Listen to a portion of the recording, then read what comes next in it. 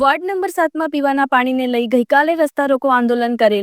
5 મહિનાથી પીવાના પાણીમાં ગટરનું પાણી આવે છે। ગઈકાલ આંદોલન કરનાર મહિલાઓ આજે ફરીવાર કમિશનરને રજૂઆત કરવા આવેલ।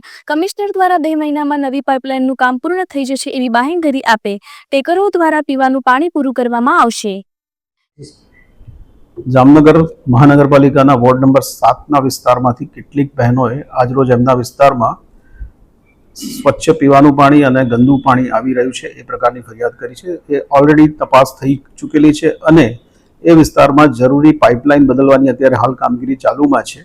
અત્યાર સુધી વર્ષો જૂની ત્યાં આગળ એસી પ્રેશર પાઇપ હતી, એ બદલીને આપણે ડક્ટાઇલ આયનની પાઇપ અત્યારે ત્યાં એ આખા વિસ્તારમાં લગભગ 3 કિલોમીટરની લંબાઈની 500 ડાયાની ડક્ટાઇલ આયન પાઇપ અત્યારે રિપ્લેસ કરવામાં આવી રહી છે અને ટૂંક સમયમાં લગભગ 1.5 થી 2 મહિનાના ગાળામાં આ વિસ્તારની પાઇપલાઇન રિપ્લેસ થવાથી એમનો પ્રશ્ન સદંતર સંપૂર્ણપણે સંતુષ્ટ થવા